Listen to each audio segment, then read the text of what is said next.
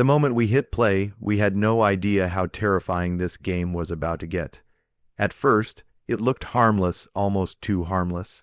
But within minutes, we realized something was watching us, something was coming for us, and trust me, you'll want to see how this ends. The second we hit play, I knew we'd made a mistake. You ever open a game and instantly feel like something's just off? Like before anything scary even happens, your body already knows it's not safe. That was this moment. The title screen was quiet, too quiet. Just this eerie little tune in the background, looping over and over, the kind of sound that worms its way into your head. I remember sitting there, laughing nervously, like, okay, this doesn't look that bad. But deep down, I already felt my stomach tighten, and then it hit me. This wasn't the kind of game that needed cheap jump scares or loud noises. No, this was the kind that creeps under your skin, the kind that lingers with you after you've shut it off, when the room's gone dark and you're suddenly questioning every shadow. The moment the story began, I swear the atmosphere in my room shifted. It didn't feel like we were just playing anymore. It felt like we'd been pulled inside. We're dropped into this little apartment, nothing special, nothing flashy, just four walls, a flickering lamp, and the soft hum of silence. But that silence, it wasn't peaceful. It was heavy, oppressive, like the whole place was holding its breath. And then we see her, the mom. She looks tired, worn down, like life's already been rough on her. She's just trying to tuck her kid into bed like any normal night. And for a split second, I let my guard down. I thought, okay, maybe this isn't going to be as bad as I thought. But that's when the game dropped it on us, the book. The man from the window, just sitting there on the table like it had been waiting for us. I hovered over it for a moment, hesitant. Something about that cover art just didn't feel right. My gut was screaming not to click it, but curiosity. Yeah, it always wins. We opened it, and the second those words appeared on the screen, my heart rate doubled. Page after page, it wasn't just telling us a story, it was warning us about him, the man. He wasn't a monster. He wasn't a ghost. He wasn't even described like something out of a horror movie. No, that made it worse.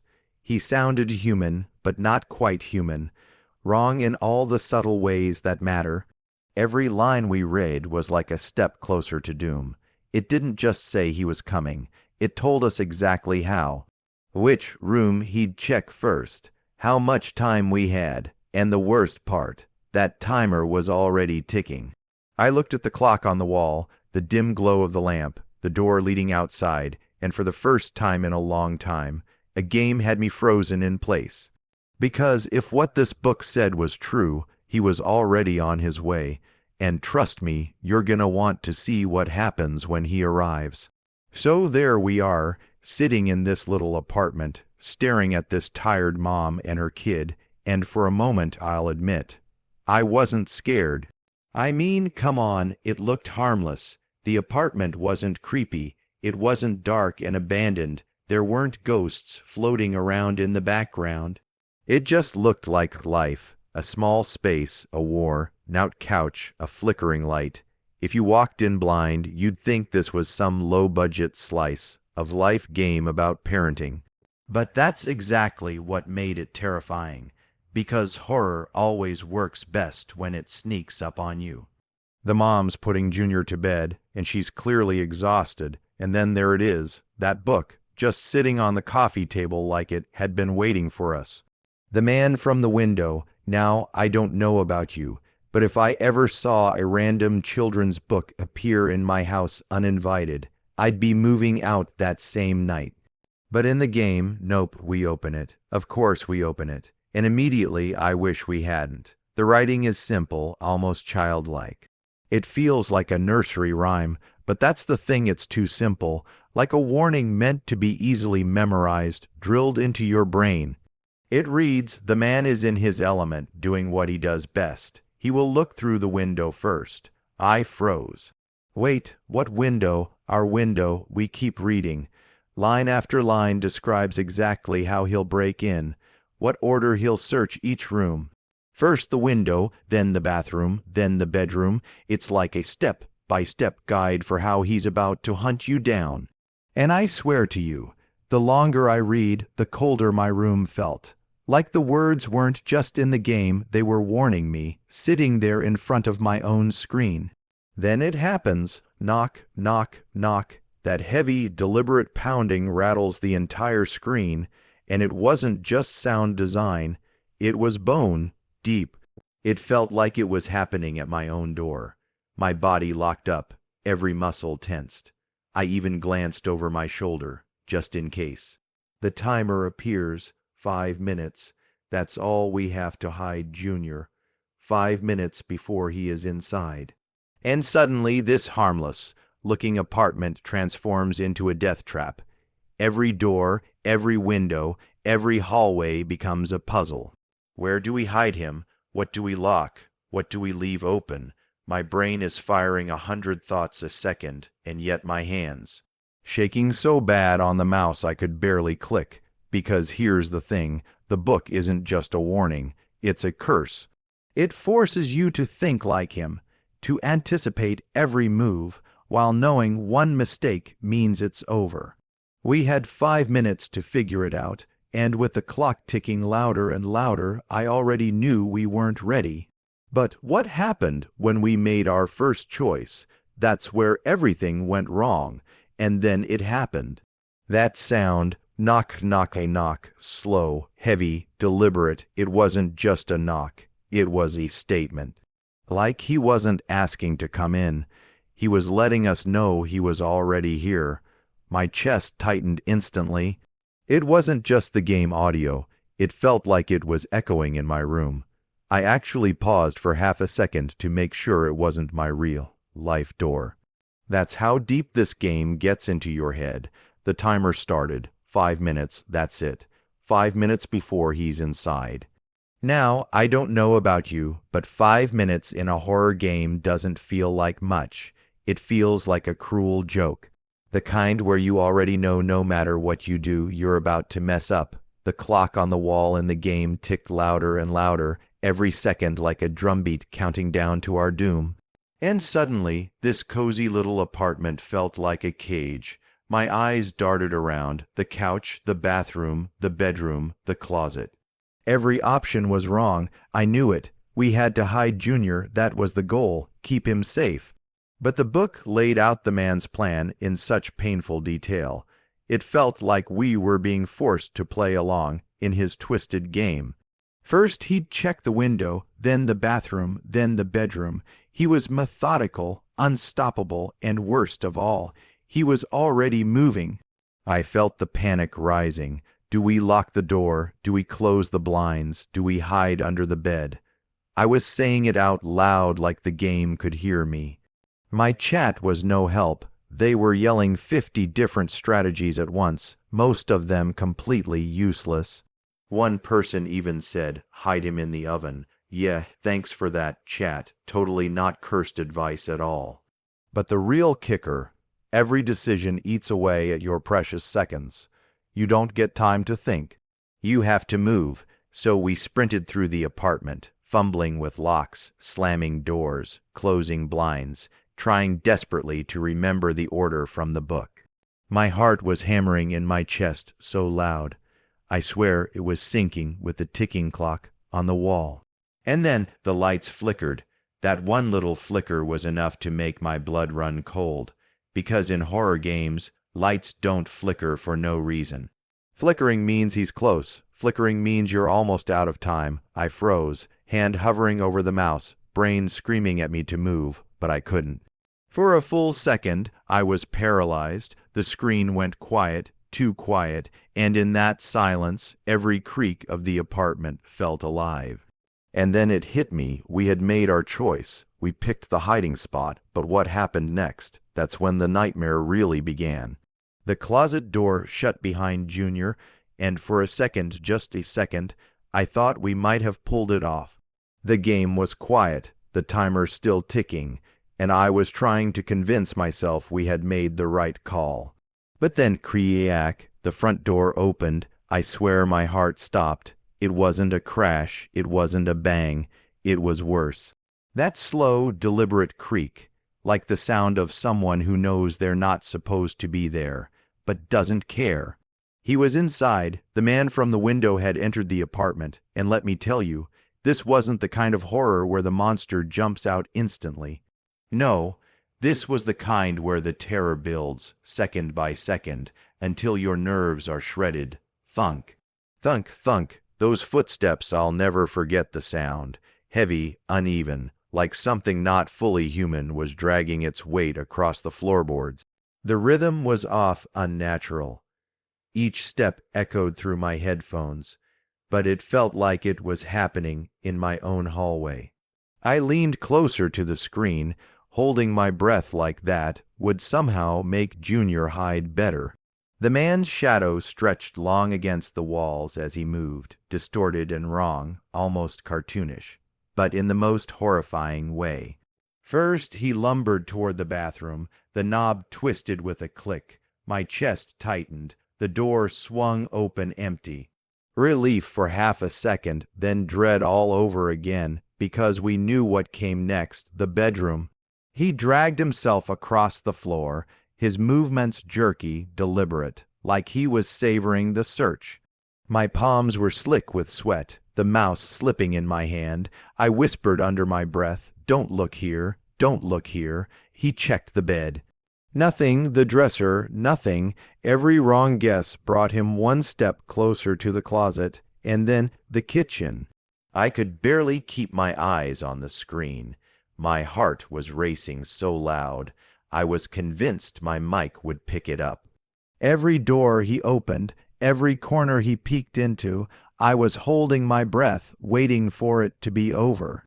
But the game dragged it out, milking every ounce of tension. Finally he stopped, dead silent, no footsteps. No doors, just silence. And in that silence his shadow fell across the closet door. I whispered, "Please not here. Please, please don't." And then bang! The closet door ripped open so violently I screamed out loud. I jumped so hard, I nearly smacked my headset off. The man's grotesque frame filled the entire screen, towering, unnatural, his face twisted in a way I still can't shake from my head. Junior was right there. Everything went black. We lost. And in that moment, I realized something horrible. This wasn't just a game about hiding. This was a game about inevitability. You can run, you can strategize, you can pray, but the man always finds a way in. But what if there was a way to outsmart him? That's when the obsession began. I thought I was ready for the second attempt. I really did. We read the book, we memorized the order, we made a plan. Lock this door, close that window, hide Junior here. It was airtight. Or so I thought. The knock came again, boom, boom, boom, 5 minutes on the clock. The panic returned instantly, like my body remembered the fear before my brain could even react. I was shaking, clicking around the apartment like a maniac, barking out orders to myself like I was leading some kind of military operation. Lock the bathroom, close the blinds, hide the kid, move, move, move. And yet, no matter how fast I moved, that clock ticked louder. Every tick felt like it was mocking me. 4 minutes, 3 minutes, 2. Finally, we did it. Junior was hidden. Everything was locked. All that was left to do was wait, and waiting is worse than running. The door creaked open again. Thunk, thunk, thunk. The man's footsteps slithered through the apartment. I gripped my mouse so hard, my knuckles went white. Every step closer to the hiding spot felt like a punch to the chest. He went to the bathroom first. He tugged the door locked. A low rumble echoed through the speakers like he didn't like being denied. Then he moved to the bedroom. Same thing, locked. I smirked for a second like, yeah, take that. Bad idea. Because the smirk vanished the second I remembered what was next on his list. The kitchen. Junior was only a few steps away. The man's shadow stretched across the walls as he dragged himself forward. The game went quiet. Too quiet. That kind of silence that forces you to lean in, like you're waiting for a bomb to go off. And then he stopped. Right outside the hiding spot, I could feel my heart pounding in my throat. My chat was going insane. Half of them were screaming, "It's over." The other half were typing, "Don't breathe." I wasn't even breathing myself at this point. I was frozen, whispering under my breath, "Please, please keep moving." But he didn't move. For a full 3 seconds, he just stood there. The shadow on the wall stretched and twitched, like he was listening, like he could hear my heartbeat through the screen. And then, click, the sound of the doorknob turning. I jumped. I actually jumped in my chair, nearly yanking my headset off. He was opening it. He was opening the door. The closet creaked, inch by inch, and I felt that surge of adrenaline slam through me. I couldn't take it anymore. I yelled, "Run, run, run," like the game was going to give me the option to sprint away. Spoiler, it didn't. The door flung open and black. Again, we lost. And at that point, I wasn't just scared. I was mad. Because if we were following the book, if we did everything right, then why did it still feel impossible? That's when I realized this game isn't about winning. It's about breaking you down until you start second, guessing every choice you make. And the worst part, we weren't done yet, because what came next made every loss look tame. When the screen went black, I just sat there, staring, breathing heavy like I'd actually been running from him myself. My headset felt hot. My palms were sweaty, and I realized this game had just wrecked me. Not because of jump scares, not because of gore, but because it felt like the man from the window had been standing right behind me the whole time. And here's the thing, I've played a lot of horror games, monsters that chase you, ghosts that scream, creepy dolls, you name it. But nothing hits quite like this, because it doesn't give you the satisfaction of fighting back. You can't punch the man. You can't run him out of the house with a shotgun. You don't even get to yell at him. All you can do is hide and hope doesn't last long in this game. After losing again, I slumped back in my chair, groaning. My chat was laughing at me, throwing clown emojis left and right, like I was the problem. But listen, if you've played this game, you know. The logic makes sense, but it also doesn't. It messes with your brain. You start thinking, okay, maybe if I put Junior here, or if I stall for 1 more minute, or if I lock this door but not that one, and then boom, the man still finds him. It's a special kind of frustration, the kind where you keep telling yourself 1 more try, just 1 more. And before you know it, it's 3 a.m., your lights are off, and suddenly you're wondering if maybe you should check your own windows. And that's when I realized this game doesn't end when you lose. It stays with you. Every creak in your house, every knock you hear, you start thinking, what if? What if there really is someone out there, watching, waiting? But okay, let's be real. Would I recommend this game? Absolutely, 1,000 times yes. Because even though it terrified me, even though I screamed loud enough to wake up my neighbors, I can't lie, I loved it. Horror games aren't supposed to just scare you. They're supposed to play with you, and this one does it perfectly. Still, let me leave you with some advice. Do not, I repeat, do not play this game late at night. Don't play it alone. Don't play it in the dark. And if you hear knocking at your window while you're playing, maybe don't open it. Because safe to say, playing the man from the window at night, huge mistake. But hey, if you enjoyed watching me suffer through it, then make sure you hit that like button, drop a comment about where you would have hidden Junior, and subscribe for more horror nightmares. Because this was just one ending, and trust me, the worst is yet to come.